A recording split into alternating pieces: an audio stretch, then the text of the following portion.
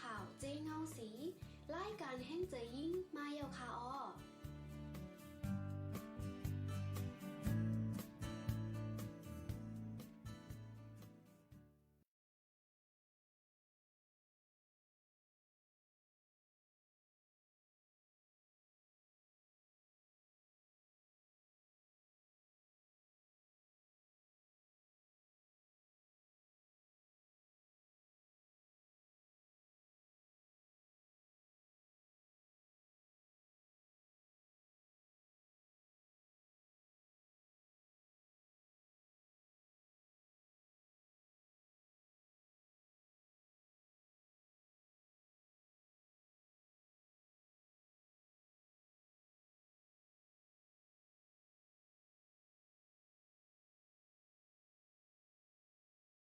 ค่ะเหมืองสูงค่ะอย้อนต้องตักเหมืองสูงพี่น้องผู้ปันแห้งรายการแห้งเจอยิ่งเข้าค่ะทั้งเสียงค่ะเมื่อในกอมาพบมาทบกันตั้งค่ะของติบแก้วแลน้องตินล่าในรายการแห้งเจอยิ่งในเขาพี่น้องเข้าค่ะฮับพร้อมกันไว้ตั้งหลายพองในต้องตักกันมาเลยค่ะจ่องเซ็งเข้าค่ะสองก็พี่น้องแจงเร่งนี้ในค่ะค่ะหัวข้อที่เฮาคาหังแฮนมาตาอุโป้แหลกหลายส้มพี่น้องเฮาคาได้ก็เต็มมีอยู่3หัวข้อค่ะเนาะก็ในวงวางในแหนต่างว่าพี่น้องเฮาคาด้วยข่าวเหงาจังได๋ค่ะเนาะเพราะว่าใกล้จะใน TikTok ว่าเฟซบุ๊กจังได๋ไปหันว่าเว้อคนเฒ่านี่ค่ะเนาะเฮ็ด ว่าวันก้นเขาในจังมั่นใจเตอยู่หือปยกก้นดีเจอไว้คำเมืองพาสปอร์ตเลยว่า10 ปีในต่างยืนย้อนเป็นก้นในจึงไทยไรอยู่หือจังได๋ค่ะเนาะยก็แทงคอนึงได้ก็ตาได้ย้อนเป็นก้นไทยนั่นทำหมายมีเนื้อจึงไทยเป็นตำว่างคักตอนตาต่างยืนจึงหือจังได๋แหน่เฮาค่ะได้มาปุบโอ้หลากหลายจนพี่น้องเฮาค่ะนี่ค่ะก็พี่น้องเฮาค่ะรับพร้อมแล้วแล ข้อมูลข่าวสารอันที่ได้รับมานั้นมันแม่นหรือเสียค่าเขาในก็คอมเมนต์ไลน์ปันตั้งหันถึงไลน์เนี่ยค่ะเนาะ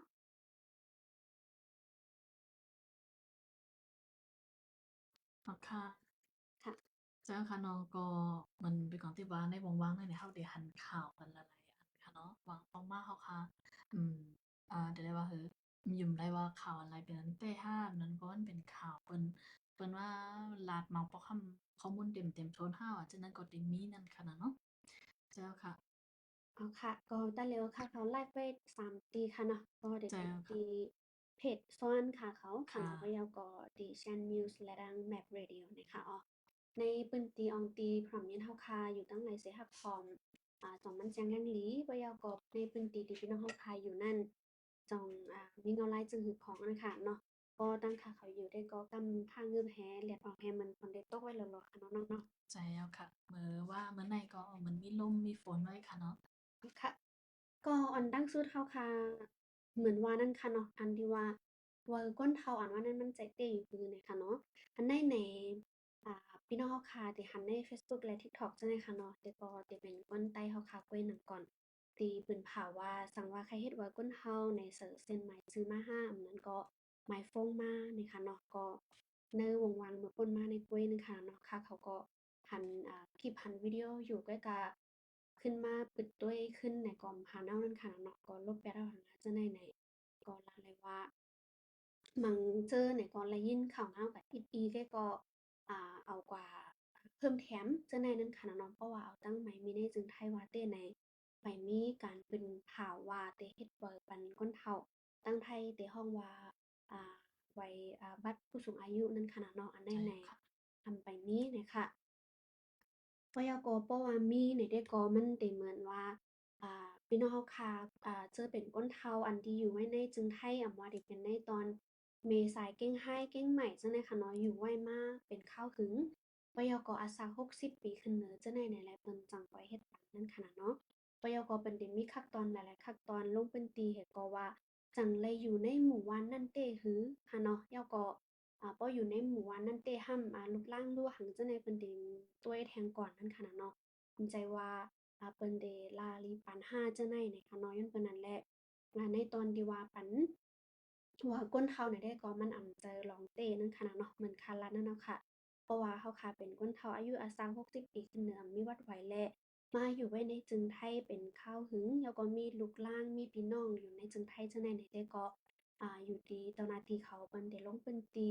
กวาดต้วยค่ะเนาะมื้อวันไหลมื้อวันนั้นให้เฮาก็จั่งก้อยเอาเส้นไหมมาจั่งใดเราก็จะได้มีศักดิ์ศรีว่าหั้นจั่งใดกำนำขนาดเนาะ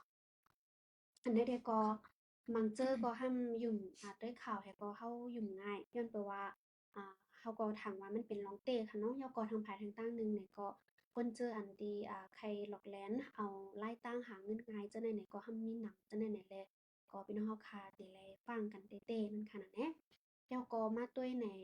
อ่ในก่อนหน้าอันที่ว่าได้มีว่าคนเฒ่านั่นแหละได้เป็นว่า เอาคนเฒ่ามาเล่นในจึงไทเก่งใหม่เก่ใช่ค่ะงไฮจังได๋คะย้อนเนาะแบบมันได้เต็มมาด้วยกันนั่นแหละค่ะเนาะย้อนนั่นแหละในตอนที่ว่าได้เอาไปคำขอห้าเอาพาสปอร์ตมาเล่นจังนั้นมีจึงหือไหนได้ให้น้องตินล่าค่ะประมาณนี้ค่ะอ๋อค่ะพอเราค่ะลัดถึงวัยอันใดก็มันสิ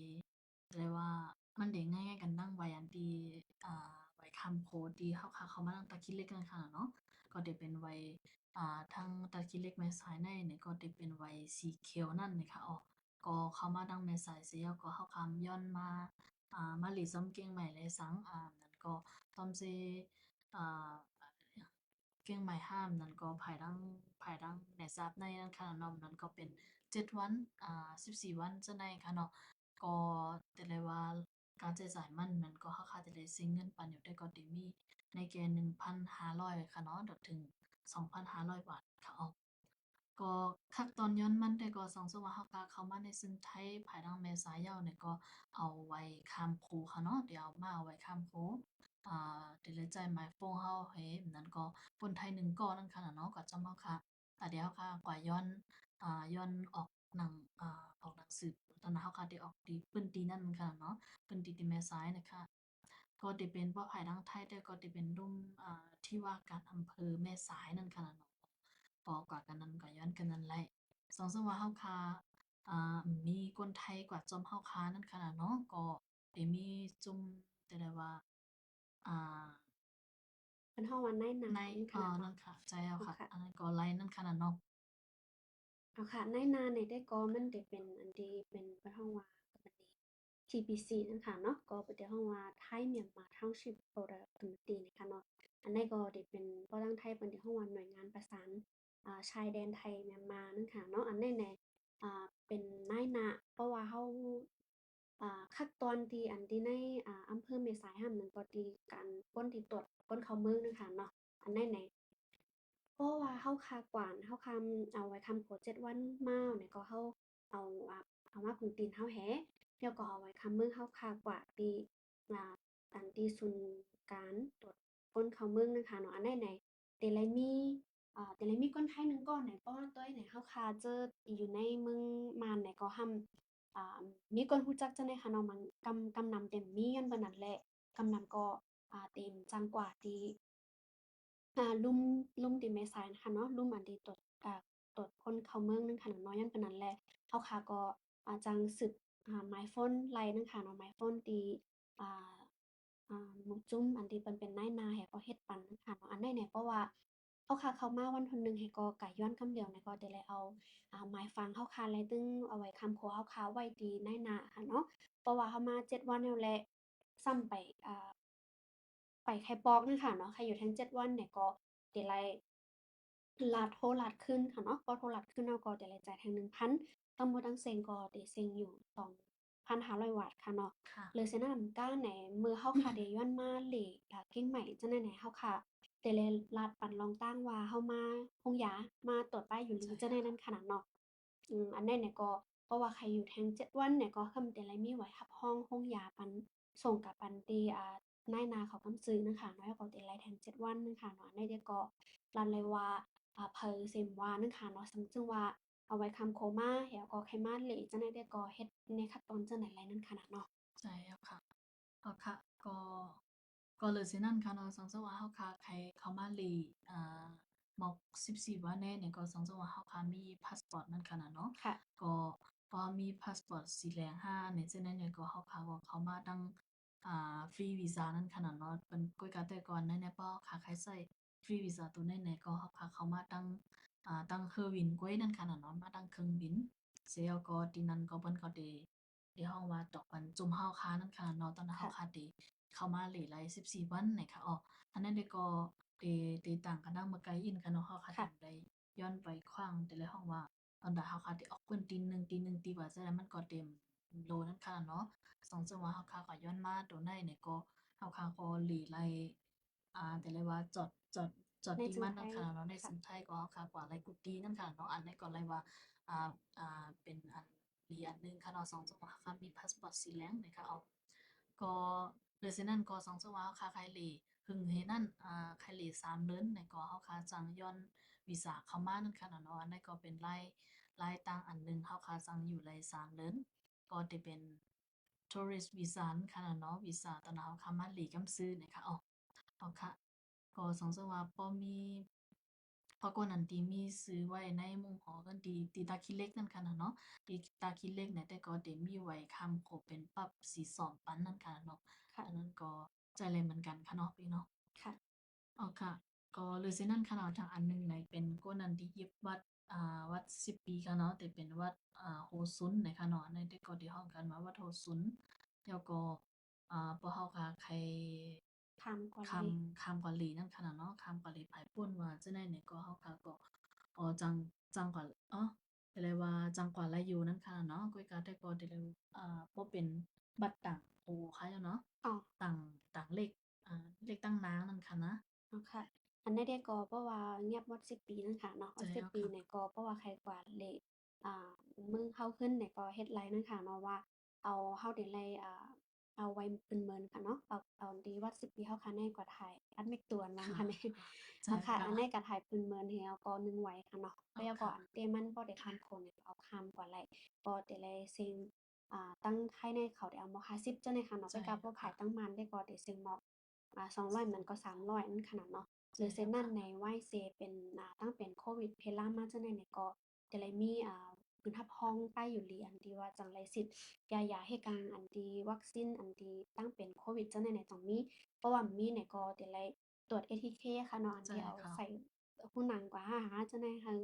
ตรวจอันนั้นแหก็จะเลยมีหวักอันนั้นนั่นค่ะเนาะเพราะว่าใจตรวจตีค่ะโคนั้นกำซื้อเนี่ยก็จะเลยสิ่ง200เนี่ยค่ะยกค่ะกำลังเจอเนี่ยได้มีขอถามว่า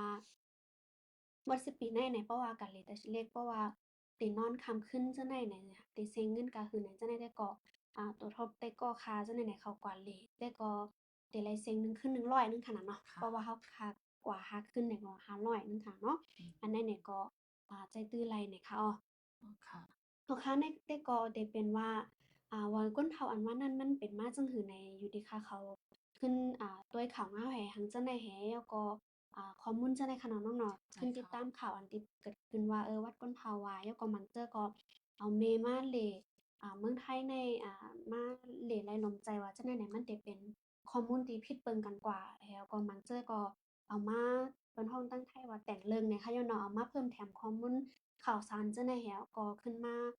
หลอกเลียนกันขึ้นจังใดไหนแต่มีนั่นขนาดเนาะสังจึงว่าค่าเขารัดผิดเนี่ยก็ย้อนน้อมย้อนเพราะว่าอิงเนอข่าวงาวอันที่เกี่ยวข้องที่ว่าได้เฮ็ดปันอันที่ว่าไว้คนเฒ่าจังใดเนี่ยแต่ก็มันมีนั่นค่ะเนาะเพราะว่ามีเนี่ยก็ได้เป็นในพื้นที่1ปี1ปอกไว้ค่ะเนาะ1ปี1ปอกในจึงไทยเพิ่นได้มีหมายมีไว้ว่า1ปี1ปอกในเพิ่นได้เปิดปันว่าคนที่ได้เฮ็ดคนอันที่เงียบว่าพาสปอร์ตมาเฮ็ดการห้า อันที่มาลงทุนค่ะเนาะลงทุนไปมักมี5อันนั้นก็เจออันที่เงียบไว้ว่า10ปีอยู่ในจึงไทย5ปี10ปีขึ้นเนาะจั่งใด5เนี่ยเพิ่นได้เปิดปัน1ปี1ปอกเพิ่นก็ได้มาตั้งยืนยันอันที่ฮ้องว่าต่างลาวถาวรอันว่านั้นค่ะเนาะเพราะว่าตั้งแต่เขาค่ะได้ก็เว้าอันที่อยู่ไว้ในจึงไทยไลอ่าต่อโจ๊ะอันต่อโจว่าค่ะเนาะใจเขาค่ะมันได้มีขั้นตอนจั่งไหนนั่นน่ะเนาะเหมือนค่ะข่าวว่านั้นค่ะเพราะว่าเขาค่ะอยู่เมษายเก่งไร้เก่งใหม่จั่งใดเนี่ยก็ อาซา60ปีขึ้นเนินเนี่ยก็บ่ว่าอยู่ในหมู่บ้านเปิงแตกมันอยู่ในจ้างเผือกในหั้นแหละเนาะค่ะแถวก็1ปี1ปอกในเจ้าหน้าที่เพิ่นได้ลงพื้นที่มาด้วยว่ามีคนเฒ่าอายักอาซา60ปีขึ้นเนินอยู่จ้อมลุกลางจั่งใดหั้นแหละมีวัดไหว้ว่าหั้นว่าจั่งใดเนี่ยก็อันเด็ดไว้ก่อนว่าอยู่มาหึงกะหือเหย้าเหย้าก็จั่งมีลูกลางเต้จั่งอยู่เต้จั่งในแทงขั้นตอนหนึ่งนั่นขนาดเนาะ ใจแล้วค่ะเนาะค่ะเนาะค่ะคอมเมนต์กันมาว่าเสียงเฮาค่ะสองก็พี่น้องลร้อยอยหน้า เลยค่ะ ค่ะต่อเร็วจังบ้าตึกลอยหมู่ฮู้ค่ะเนาะค่ะก็ไม่ซุ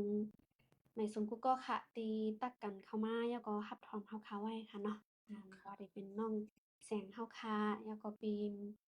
เป็นหมู่หอมเฮาค่ะจังได๋ค่ะเนาะแล้วก็ตีดังอ่าจื้อเฟซบุ๊กแต่ก็จันหอมค่ะเนาะแล้วก็น้องนวลเนี่ยค่ะเนาะค่ะเซ็งไปแจ้งเรื่องหลีใครยินอยู่ไหนค่ะเนี่ยแต่แล้วเซ็งเฮาค่ะสองก็พี่น้องจังแจ้งเรื่องหลีอยู่ค่ะหือไหนตอบมาปันนิดนึงค่ะเนาะ มื้อแน่นี่เซ็งเฮาค่ะใครร้อยไว้อินไหนค่ะเนาะน้องๆ ใช่ค่ะบ่เลยกินข้าวนำค่ะย่ามันได้อ๋อค่ะอันตอนที่ข้าเขาลาดกว่าในแต่ก็ได้เป็นเกี่ยวเลยว่าเว้าบนเฮาอันว่านั่นจังมันมีเต้นั่นขนาดเนาะเพราะว่าซื่อๆก็ตามหนังหมายมีในจึงไทยขอเปิ้นเผาถ้าจั่งใดๆก็หันไปหันนั่นขนาดเนาะค่ะแล้วก็1ปี1ปอกอันที่เปิ้นได้เปิดปันนั่นได้ก็นั่นมันจะเป็นห้องว่าปลายเอ่อ Mock เลินเดปีเดเซ็งจังได๋คันขนาดเนาะค่ะค่ะดิซิมบาจังได๋ค่ะเนาะอ๋อหลังๆจังนั้นเดือน12อ๋อค่ะจังได๋เดือนค่ะ12ค่ะอ๋อค่ะย้อนปานนั้นแลเกี่ยวเลยในตอนในได้ก็เหมือนค่าเขาแลอุกกว่าค่ะเนาะว่าตาได้เฮ็ดปันว่าคนเฒ่านั้นแต่ละมีอายุอาสา60ปีขึ้นเด้อบ่ยาวก็แต่ละอยู่ในจึงไทยก็หึงค่ะเนาะถึง5ปี10ปีจังได๋ค่ะเนาะค่ะ กำแนวค่ะขึ้นมาค่ะตัวยค่ะเนาะน้องเขาค่ะเพราะว่าแต่เขาค่ะเตย้อนเป็นก้นไทยนั้นทำหมายมีจึงไทยมันมีขั้นตอนต่างยินจึงหือก็มันมาไกลขลาดกว่าอำว่าได้เงียบวัด10ปีอำว่าเตเงียบพาสปอร์ตเฮ็ดกันเกาหลีนั้นก็พาสปอร์ตอันติมาเฮ็ดการลงตื้นขายป้ายมักมีซะในเกาหลีเนี่ยมันมีขั้นตอนจึงหือมันขนาดเนาะค่ะเป็นก็อ๋อค่ะ ค่ะ อ๋อค่ะสองคนพี่น้องค่ะอ๋อค่ะอันใดที่ก็เหมือนค่ารัฐกว่าค่ะเนาะเพราะตั้งไทยที่ห้องว่าการขอมีถิ่นที่อยู่ถาวรในประเทศไทยนะคะเนาะอันใดแหนเฮาค่ะเตย้อนในในแต่ก่อนในจึงไทยในไหนหนึ่งปีเปิ้นเตเปิดปันหนึ่งปอกนะคะหนึ่งปอกเนี่ยก็เปิ้นได้เอาคนอันที่มีพาสปอร์ตมาเฮ็ดการเกาหลีมาลงทุนไปมักมีเกาหลีค่ะเนาะอันใดเนี่ยก็ตั้งมันหมดในหนึ่งปากก็ค่ะเนาะ เกี่ยวกับคนอันที่มีสัญชาติมีสัญชาติอันว่าได้แต่ก็แต่เป็นอันที่เป็นวัด10ปีว่าวัดวัดอิหยังนะวัดเล็กโฮกว่าหั้นจั่งใดค่ะเนาะอันที่อยู่ไว้ในจึงไทจั่งใดเนี่ยก็บ่50เกาะนั่นค่ะเนาะตั้งบ่ตั้งเซ็งแน่เพิ่นได้เอา1ปีแน่1ปา50ย้อนว่าใน1ปา50นั้นเพิ่นได้มีขั้นตอนมันแฮ่งก่อนนั้นขนาดเนาะว่าจ้องมีอ่จ้องมีข้อมูลจั่งมีสักเศษหลักฐานจ้อมหนังอันที่เจ้าหน้าที่เพิ่นย้อนไล่จั่งใดแทงนั่นน่ะเนาะ เหมือนว่านั่นค่ะ1ปีในเปิ้นเทเปิดปันเฮามาลงเซ็นจื้อในแต่ก็มอกเดือน October ค่ะเนาะเดือน10ในนะคะเนาะเดือน10ถึงเดือนในเกเดือน10ถึงเดือน11ในนั้นค่ะเนาะก็เปิ้นได้ปิดปันนะคะก็ก่อนที่ได้เซ็งปีจังได๋ค่ะเนาะอ๋อค่ะกำแนวค่ะขึ้นมาตัวยว่า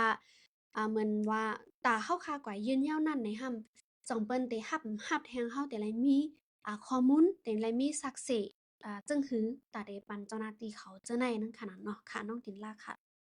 อ๋อค่ะก็การมันดังสุดแต่ก็เฮาค่ะแต่ละอยู่ไว้ในในเมืองไทยเนี่ยค่ะเนาะตามอันที่กฎหมายเปิ้นวางไว้เฮาค่ะแต่ละอยู่ตามถูกต้องตามกฎหมายของเปิ้นนั่นค่ะน่ะเนาะโดยวีซาเฮาค่ะได้ไล่มีเป็นเปิ้นได้ฮ้องว่า Non Immigration Visa นั่นค่ะน่ะเนาะอย่างน้อยมันก็เฮาค่ะได้อยู่ในซึ่งภายในถ้าเขาตั้ง5ปีนั่นค่ะน่ะเนาะอันนั้นข้อที่1ค่ะเนาะหรือฉะนั้นก็ทางอันหนึ่งก็เฮาค่ะได้ไล่มี รายเข้าเฮานั่นค่ะน่ะเนาะเงินเข้าเฮาอันที่เป็นก็เนาะว่าเงินเข้าปุงม่านเงินเข้าอ่าคุณเลินกูเลินว่าจั่งใดค่ะเนาะที่เป็นอ่าเงินเลินเฮาว่าแล้วก็ทางอันหนึ่งก็เฮาค่ะจ่ายจ่ายภาษีอยู่ห้านั่นน่ะเนาะจ่ายภาษีเงินอันที่เฮาค่ะรายมาอยู่ห้าว่าจั่งนั้นนั่นค่ะน่ะเนาะอันนั้นก็เฮาค่ะได้รายมีต่อกันนั่นค่ะน่ะเนาะทางอันหนึ่งข้อที่3ได้ก็เฮาค่ะต้องมีอ่าเหตุผลเดี๋ยวเรียกว่า ที่ตาได้รัดนี้เปิ้นไล่แจ้งๆแรงๆนั่นค่ะเนาะว่าที่เฮาค้าเฮ็ดการหลายซั้งอันนั้นก็เฮาค้าการที่เฮาว่าเฮาค้าลงทุนหาเฮ็ดการดังมิ้วหาว่าซั้นนั้นค่ะน่ะเนาะอันนั้นก็เฮาค้ามีพี่น้องซึกคือเป็นคนไทยว่าจั่งใดค่ะเนาะอันนั้นก็ทางอันหนึ่งก็เฮาค้าหมอเปิ้นฮ้องว่าหมอเหตุการณ์ต่างหูเฮาหาว่าจั่งใดวิชาการเฮาว่าจั่งนั้นค่ะเนาะมีจั่งหือพองว่าจั่งใดเนี่ยค่ะอ้อ ในฉะนั้นไหนก็เฮาค่ะมีเปิ้นฮ้องว่าเฮาค่ะเฮ็ด ผ่อนดีอำนั้นก็ข้อดีปันตอนตาในในในเมืองเขาอยู่ห้าว่าจั่งใดจั่งซี้เมียวๆนั่นค่ะเนาะจำจั่งใดนี่ก็เฮาคาแต่ไลซับแรงนี่เปิ้นให้เปิ้นปองใจให้มันหันแจ้งๆแรงๆดีนั่นค่ะน่ะเนาะค่ะค่ะจำจั่งใดนี่ค่ะเนาะที่เป็น3ข้อในหรือสินั้นก็เอกสารอันนั้นก็เอ่อเฮาสิไลเตรียมสิไลใช้อะหยังพ้องนั่นค่ะน่ะเนาะก็สิไลว่า1ก็สิเป็นเฮาค่ะสิได้ใช้แบบฟอร์มนั่นค่ะเนาะเป็นฟอร์มตม. เก่านี่ค่ะอันนี้ก็เฮาค่ะสามารถไล่แล้วก็เป็นได้พิมพ์ฟอร์มตัวในนั่นค่ะเนาะทางอันหนึ่งได้ก็สำเนาหนังสือเดินทางของเฮาอันนั้นก็ใบอนุญาตทำงานนั่นค่ะเนาะก็สิเป็นพาสปอร์ตสะเอาคร่าวๆอันนั้นแล้วก็ทางอันก็เป็นใบเหตุการณ์เฮานั่นค่ะเนาะก็สิไล่ก็ก๊อบปี้แล้วก็ป๊ากับป๊านั่นค่ะเนาะหรือสินั้นก็เป็นที่ได้ฮ้องว่าหลักฐานนั่นค่ะเนาะหลักฐานอันที่เหมือนหนังว่าไปเงินเงินเดือนเฮาใบรับเงินเดือนเฮาและซั้งอันนั้นก็อันที่เฮาค้างไว้ก็อ่าจ่ายภาษีกูลันเลินว่าจั่งนั้นนั่นค่ะเนาะจำเป็นอันไหนก็เฮาก็จะได้เอาสำเนามันหรือฉะนั้นก็ใบรับรองจากที่ว่าสถานทูตนั่นค่ะเนาะที่เป็นที่พะดัง ลมพองตางลมพองค่ะลมพองการเมืองมันค่ะเนาะค่ะก็อันนั้นก็เฮาคาแต่เลยก็ย้อนปะหรือฉะนั้นก็รูปถ่ายเฮาห้าถ้าปุงเฮาคาว่าจั่งใดนั่นค่ะเนาะแล้วก็อีกอันหนึ่งได้ก็สิเป็นที่เฮาคาอยู่สมมุติว่าเฮาคาอยู่ทางเกียงใหม่เนี่ยก็ที่อยู่เฮาอยู่ปอกในอยู่ดินในเนี่ยก็อันนั้นก็เฮาคาก็แต่เลยมีแล้วก็เลยฉะนั้นก็เป็นที่เหตุการณ์เฮานั่นค่ะเนาะจำจั่งใดเนี่ยก็มันก็แต่เลยตามขั้นตอนมันแล้วก็ตามแต่ได้ว่าแต่ได้ปากว่าซื่อๆนั่นค่ะเนาะทางอันหนึ่งได้ก็เฮาคาแต่ได้มีใบรับรอง ไปอยู่ดีเฮาค้านั่นค่ะเนาะนั่นก็ย้อนดีอ่าโรงระยะเลยห้าว่าจั่งใดนั่นค่ะเนาะเฮาค้าสิเลยมีอยู่7อันนั้นค่ะเนาะก็เอกสารที่เฮาค้าสิได้ใช้ตอนนั้นเฮาค้าได้ก็ย้อนไว้เปิ้นฮ้องว่ากำไทยได้ก็สิเป็นใบหยุดถาวรน่ะค่ะเนาะอ๋อค่ะใช่ค่ะใจว่าต่าใช่งดาวถาวต่างรอันดาวถานั้นก็วรนั่ถิ่นที่อนค่ะเนาะยู่ถาวรนั่นใช่ค่ะเนาะแล้วค่ะอันใดเนี่ยเหมือนเนาะเราคารัดกว่าค่ะเนาะตาเราคาเงียบพาสปอร์ตให้แล้วก็มาเฮ็ดการพอมาเฮ็ดการเกาหลีมาเฮ็ดการลงตื้นเกาหลีในตื้นแต่ไรมีวีซาค่ะเนาะวีซาเฮ็ดการให้วีซาลงตื้นอำเอเลยสิ5ปีไปแล้วก็ติดไรเฮ็ดการเหตุการณ์1ปีขึ้นกว่านั้นค่ะเนาะตอนในขั้นตอนก่อนที่เราคาเดะก็ต่างยินยอมเป็นคนไทยแล้วก็เลยเสยนำการแหน่ จะเลยมีเงินเหรินค่ะเนาะมีเงินเหรินอ่าเงินเหริน80,000ขึ้นเน้อค่ะเนาะ80,000ขึ้นเน้อต่อค่าตั้ง2ปีแล้วก็จะเลยเซ็นกาขอนภาษีเมืองไทยนั่นค่ะเนาะแล้วก็เลยเซ็นนั่นแหน่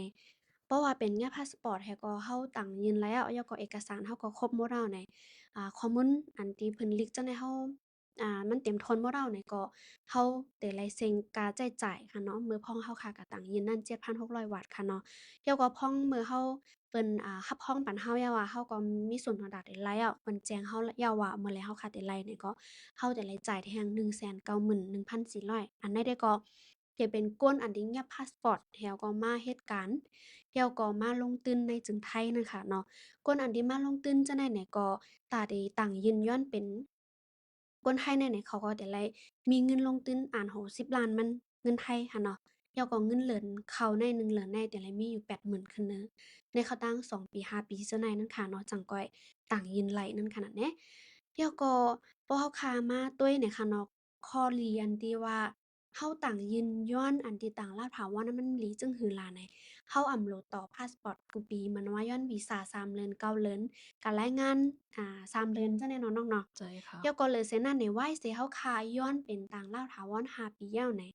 เฮาคากะต่างยินเป็นคนไทยไหลกวยกาตาเตต่างยินเป็นคนไทยก็มันติมีขั้นตอนเหมือนกันเงินเหลือนเฮาแต่ละมีหมอกะหือแล้วก็เสียภาษีกะหือจั่งใดแต่มีแท้งขนาดเนาะกวยกาคอหลีมันได้ก็ไหว้เซเฮาคาเงียบเว้อต่างลาวถาวร5ปียาวไหนเฮาคาขึ้นกว่าต่างยินย้อนเป็นคนไทยไหล เนาะเหย้าก็แฮ่งภายหนึ่งในมันมีข้อดีจั่งหือแหน่ได้ก็เราจั่งซื้อเปิ้นฮ้องว่าโคของหมู่ฮ้อค่ะเฮิรน5แฮ่ง5จั่งใดค่ะเนาะอันที่มันจั่งเป็นของเราไหลนั้นค่ะเนาะเพราะว่า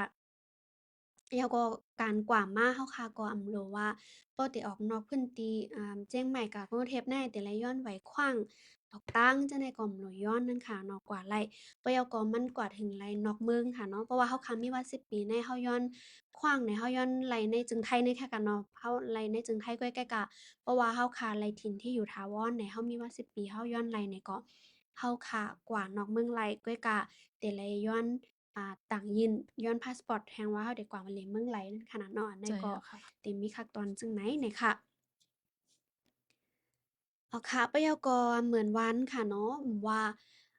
ว่าคนไทยอันที่มีอายุอาสักใหญ่แลเตเอาลูกอ่อนอันที่ใจคนไทยให้เขามาเป็นลูกเก็บอันว่าค่ะเนาะค่ะยาก็อำนั้นก็เมื่อเฮาเป็นคนเฒ่าในเฮาอยู่ในเมืองเฮายาก็ลูกหลานเฮาได้ก็มาอยู่ในเมืองไทยถึงเงาแลมันก็มาเกิดในเมืองไทยแหละมีว่าไทยจังได๋ไหนใครเข้ามาอยู่เฮิรนจ้อมลูกหลานเฮาอันที่เป็นว่าไทยจังได๋ยาก็อยู่ที่คนเฒ่านั้นมัน ใครมาวัดอันใดแฮก็อยู่ในเมืองไทยจั่งใดนี่ก็มันก็เฮ็ดไร่กวยการได้มีสักเสหลักฐานมานังว่าลูกหลานอันที่อยู่ไว้ในจึงไทยเป็นคนไทยนั้นเงินเหรินมันแต่ละมีหมอก30,000ต่อเดือนเข้าตั้ง2ปีค่ะเนาะน้องเนาะใช่ค่ะอันใดแหน่แต่ละมันแต่มีคักตอนแฮ่งหลากหลายโอ้โฮย่อยมันแฮ่งนั้นค่ะเนาะมื้อใดที่ก็ค่ะเขาเอาอันฮอฮุบมันมาเกยว่าพาสปอร์ตเกาหลีบัตร10ปีเกาหลีบ่ว่าเตต่างยืนยันเป็น ต่างลาวถาวรห้ามนั้นก็ใจว่าถิ่นที่อยู่ถาวรนี่ค่ะเนาะตั้งแต่ก็ได้ว่าอยู่ในเมืองไทยไลต่อโจอาซากนั่นค่ะน่ะเนาะอันใดแหน่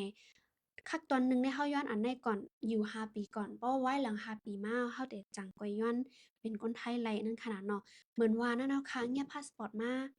เหตุการณ์เนี่ยก็แต่ไล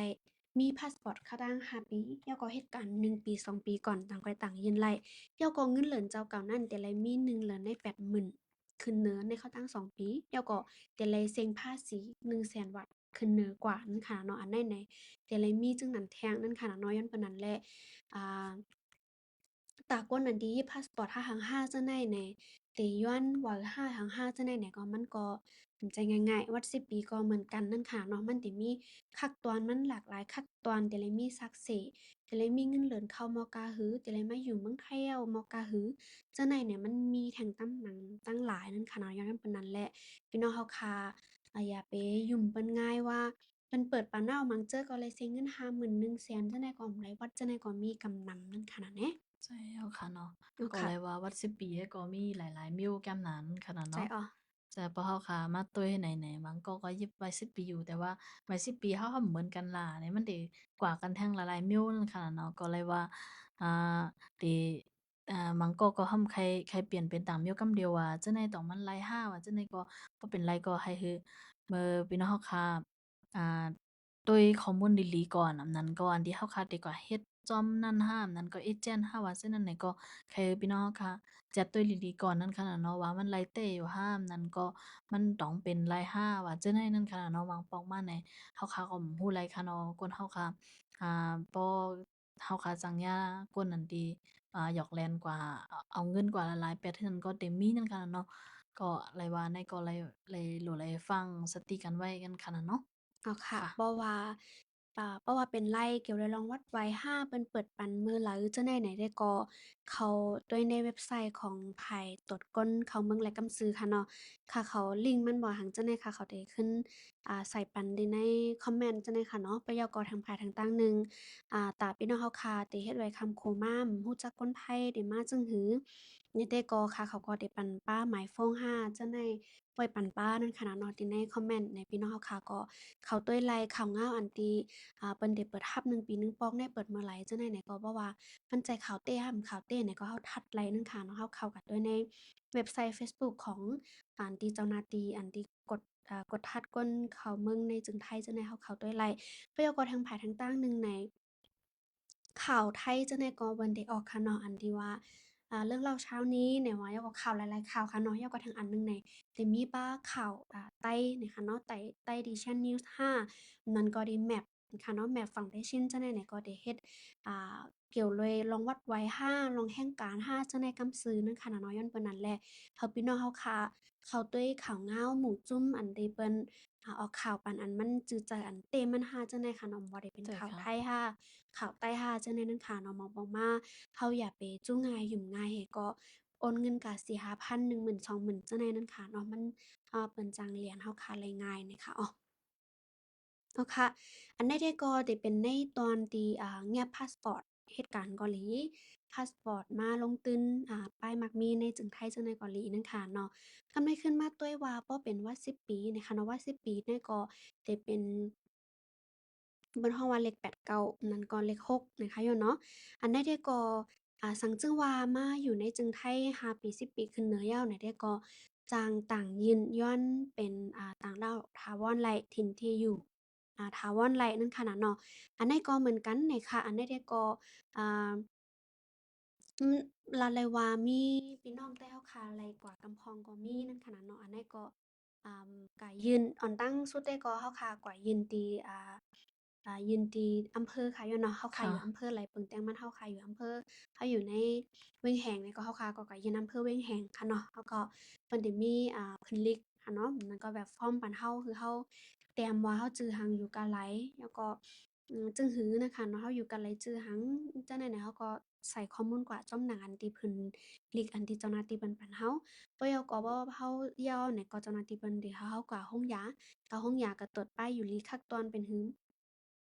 บ่กับห้องยาเนี่ยก็ที่ห้องยาเพิ่นได้ส่งมาปันที่ส่งข้อมูลมาปันที่อันที่อำเภอที่เฮาอยู่ค่ะเนาะแล้วก็ไว้เหลืองเซ็นนั้นเราก็เฮาค่ะก็ไล่ข้อมูลเอาหังเอาคักตอนจั่งใดแล้วเนี่ยก็กวาดที่บ่นางไทยบัดนี้เฮาว่าโรงพักเนี่ยค่ะยังเนาะค่ะตั้งแต่เฮาก็ที่เป็นก็ที่ศูนย์กลางโอ้เยอ้อเย เจ้าค่ะอันนั้นเนี่ยเพิ่นได้กระทัดด้วยว่าจั่งเฮายามเฮ็ดผิดหมายมีจั่งเฮายามหลอกแหลนเปิ้นจั่งเฮายามฆ่าแหมเปิ้นจั่งเฮามีอันที่ประวัติอาชญากรรมอันว่าหั้นเนาะเฮามีปืนหลังอันที่เฮ็ดให้จ้าเปิ้น5หั้ง5จั่งใดเปิ้นก็ได้ตรวจทัดเป็นคักเป็นตอนมันเนี่ยค่ะเนาะบ่ถามว่าได้เซ็งกามันกาหือจั่งใดเนี่ยได้ก็มันก็เต็มป้อนนำเป้งอันที่กวนที่เงียบพาสปอร์ตเหตุการณ์พาสปอร์ตเมืองมันเหตุการณ์พาสปอร์ตอันที่ลงตื้นจั่งใดนั่นค่ะเนาะ ก็จะมีการใช้จ่ายมันตรวจป้ายอยู่หลี300 500ค่ะเนาะแล้วก็ปั๊มนิ้วมือ200ค่ะเนาะแล้วก็เพราะว่าเราค่ากว่าที่เพิ่นฮ้องว่าตรวจอ่าตรวจคนเข้าเมือง ค่ะตมอันนั้นตมเนี่ยค่ะเนาะอันนั้นก็ได้เสียอยู่1,500นั่นค่ะเนาะเพราะว่าที่เย่เนี่ยแต่ก็ได้เสียบอก300-500จั่งใดค่ะเนาะทั้งหมดๆได้ก็เสียงนำค่ะเนาะถึง5,000เนาะถึงค่ะ5,000ค่ะแล้วก็พอเราค่าไล่ ข้าวตังมันได้ก็เพราะว่าเราบ่ได้ใช้เงินนำแต่ก็จะได้ไปหึงอีกหนึ่งค่ะในข้าวตัง1-5ปีจั่งใดเนี่ยเราค่ะจะได้ติดตามอยู่ตาเซค่ะเนาะว่าพอเราก็อำเภอยาวอำเภอฮ้องยาวที่ห้องพักยาวหั้งจั่งใดเนี่ยเราได้โทรถามแล้วก็เจ้าหน้าที่เพิ่นก็ได้ลัดเรามาว่าได้ลัดเรามาขึ้นเบอร์ไหลซังจั่งว่าเปิ้นลัดเรามาเนี่ยก็เราก็โทรถามว่าเราค่ะได้ถึงกะไหลแล้วอยู่ที่กะไหลแล้วหยังจั่งใดเราค่ะตัวเราค่ะก็ได้ไล่ติดตามแล้วก็เจ้าหน้าที่เพิ่นก็ได้โทรมาลัดเรานั่นค่ะเนาะมาบอกมาเราติดตามนำแรงกำไรค่ะเนาะกำเพิ่นได้ล่าเราแล้วก็เพิ่นพอเราค่ะก็ยื่นเนี่ยก็เพิ่นก็ได้ลัดอยู่ว่าคักตอนมันจ่ายค่าตั้ง3เดือน1ปี2ปีจั่งใดเพิ่นก็ได้ลัดเราค่ะมานั่นค่ะย้อนเพิ่นว่าเพราะว่าลายเซ็นการใช้จ่ายนำเนี่ยก็ค่ายามมันก็ได้หึงค่ะเนาะอันใดที่ก็ที่คือค่าข้อมูลอันที่อ่าพี่น้องแต่เราค่ะเจอมาอยู่ในเมืองไทยให้ก็ไลกว่านั่นค่ะนะเนาะ ค่ะค่ะเพราะว่าเราไล่เอาเนี่ยก็1 ปีได้ก็เราคาแต่เราว่ากะต่อค่ะเนาะกะต่อมันก็เต็มสุกสักเหมือนวีซาเรา3เดือนแล้วก็แรงงาน1ปอกว่าแล้วก็เลยกะต่อได้ออกนอกเมืองว่าจั่งใดก็เต็มสุกสักนึงค่ะเนาะก็1 ปีเราคากะต่อก็กำแต่ละเซ็งกลางบอก200นั่นเกณฑ์ขนาดเนาะแล้วก็เหมือนว่านั่นค่ะเพราะว่าใจมาเขาตั้ง5ปีแล้วเราคาขย้อนเป็นคนไทยเนี่ยก็ไล่เนี่ยค่ะออกก็กะเหมือนว่าตาได้ย้อนเป็นคนไทยนั่นแหน่เราค่ะได้ไล่ มีเงินเหรินเข้าค่ะน้องๆเนาะมีเงินเหรินเข้าและเสียงภาษีจั่งใดนั้นขนาดเนาะใจอะค่ะค่ะก็มาด้วยอีกหนึ่งในค่ะน้องๆเนาะว่าค่ะโลหัก็ งหลายๆก็หนึ่งได้ก็ตอนนั้นเราค่ะเราค่ะแต่ละอยู่ในเมืองไทยในนั้นค่ะเนาะก็ไอ้สุดมันก็เต็มไรเต็มไรน้อยกว่าเต็มไรแอกกว่า5ปีนั่นค่ะเนาะก็ค่ะคือเราค่ะแต่ละอยู่ในไทยในระยะเวลามันอยู่5ปีกันเนาะหลังจากค่ะที่เราค่ะไล่วัดโดในมายาวนั่นค่ะเนาะนั่นก็อันหนึ่งเลยฉะนั้นเนี่ยก็เราค่ะได้ไล่เหตุการณ์แล้วก็มีรายเข้าเงินเดือนนั่นค่ะเนาะเงินเดือนที่มันนี่เปิ้นไล่ว่า เฮาค้าเฮ็ดการอยู่ดีในอ่าบริษัทอันนายห้าที่นายห้าว่าจั่งนั้นค่ะเนาะก็ตามหนังตีหนังสือรับรองเฮาค่ะมีไว้นั่นค่ะเนาะค่ะอันนั้นเฮแล้วก็แถมอันหนึ่งก็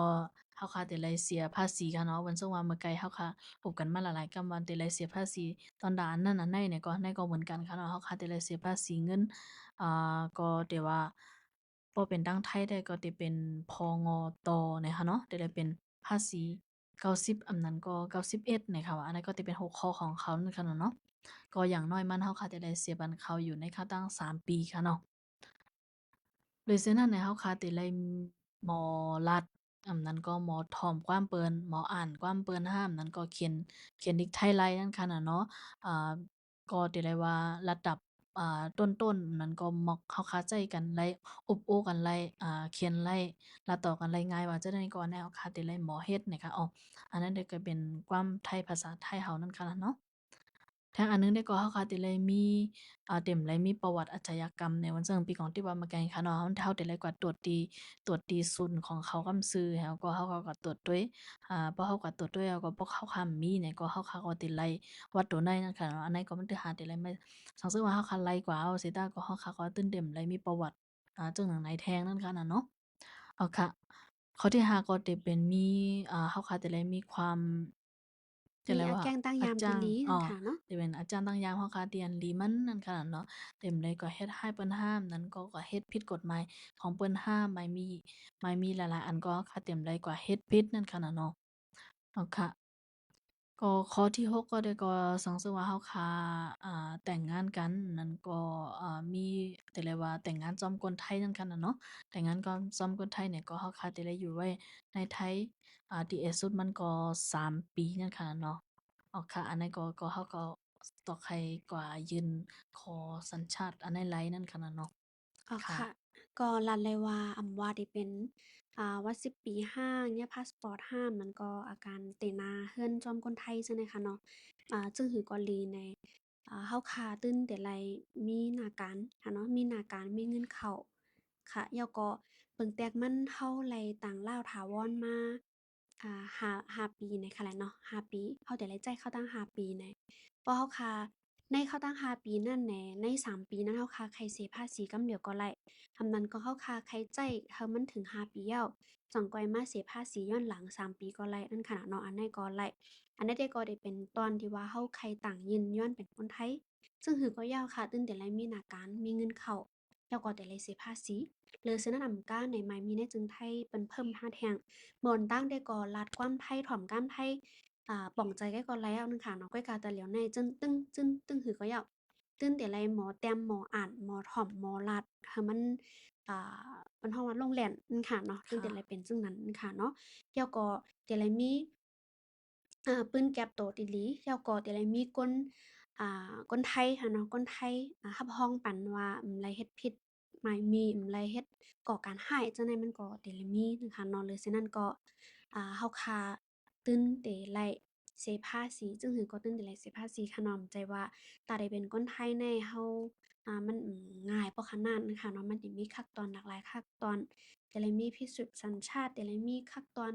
เอกสารแล้วก็สักเสหลักฐานจะในกำนำขนาดเนาะคันปานนั้นแล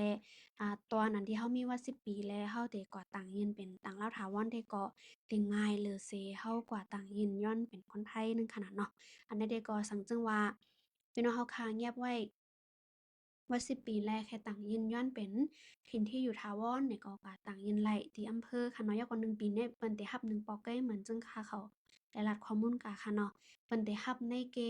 เดือน10 11 12จังได๋ค่ะเนาะเปิ้นได้เปิดรับจื้อนึงค่ะเนาะเฮาค่ะกะตั้งยินไว้ไล่แล้วก็เปิ้นได้เฮ็ดกว่าจ้อมคักตอนมันย้อนไปว่าว่า10ปีในเฮาเต็มไลเซ็งการใช้จ่ายมันอ่านโฮเห็งโฮแซนมันเหมือนอันที่ก้นติงอะพาสปอร์ตในเมืองมานไหย้อนนั่นขนาดเนาะ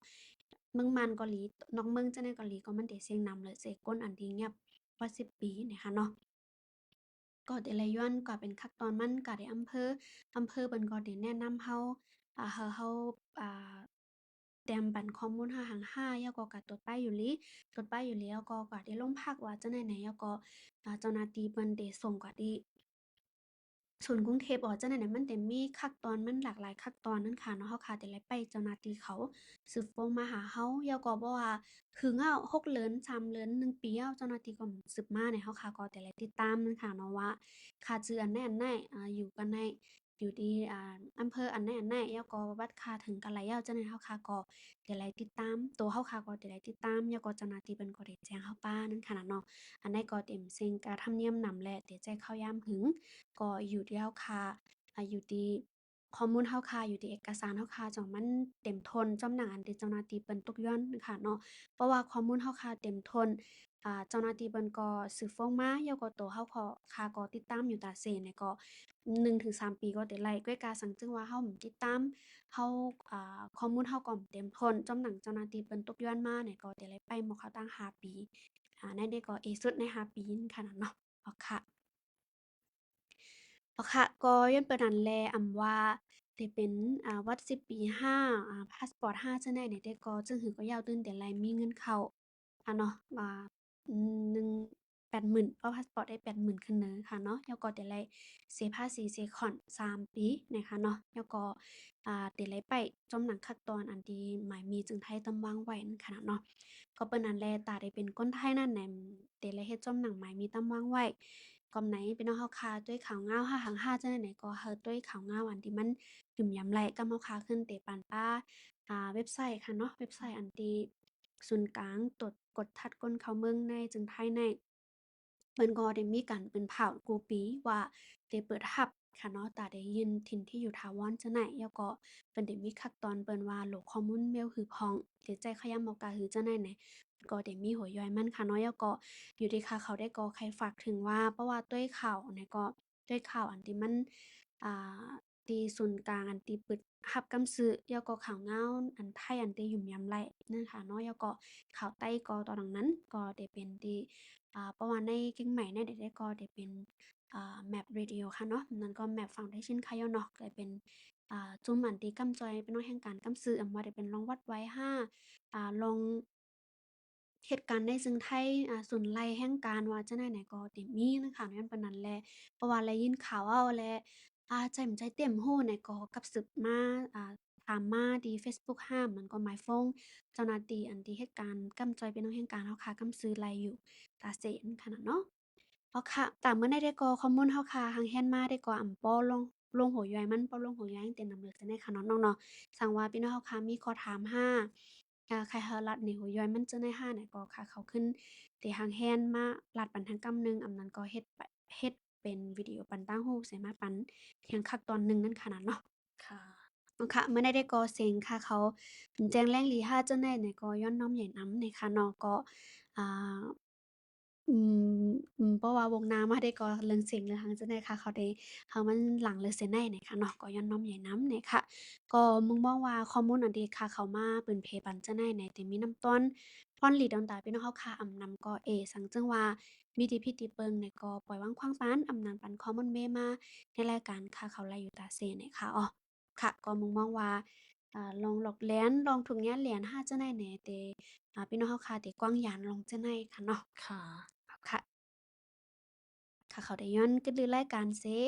ผัดยานพี่น้องเฮาค่ะกว่าก่อนเนี่ยค่ะเนาะอันที่หมายฟงตาพี่น้องเฮาค่ะเด็กไขมาเหล่และรู้จักคนในจึงไทยเหี่ยก็ใครก่อยย้อนมาเหล่เก่งใหม่เก่งไฮจังนั้นนี่ก็ค่ะเขาได้ปันไว้ค่ะเนาะอันที่ลุ่มนั้นก็นายหน้าค่ะย้อนเนาะอันนี้เพิ่นรับเฮ็ดปันเฮาให้เฮามาเหล่ไลจังนั้นขนาดเนาะแล้วก็ทางภายทางต่างหนึ่งเพิ่นเปิดรับอันที่ถิ่นที่อยู่ถาวรในเว็บไซต์ของอันที่ศูนย์กลางตรวจ กดทัดก้นเขาเมืองในก็ค่ะเขาได้ใส่ไว้ในคอมเมนต์ในไลฟ์ในนี่ค่ะเนาะค่ะก็ตรงตักมาลายอยู่ตาเสค่ะสังจังว่ามีขอถามต่างเจอดั่งเมี้ยวนี่ค่ะเนาะเมื่อใดค่ะเขาสองก็พี่น้องแต่ย้อนกึดลือรายการเสผัดยานพี่น้องเฮาค่ะกว่าก่อนได้ค่ะอ้อค่ะไม่ทรงค่ะ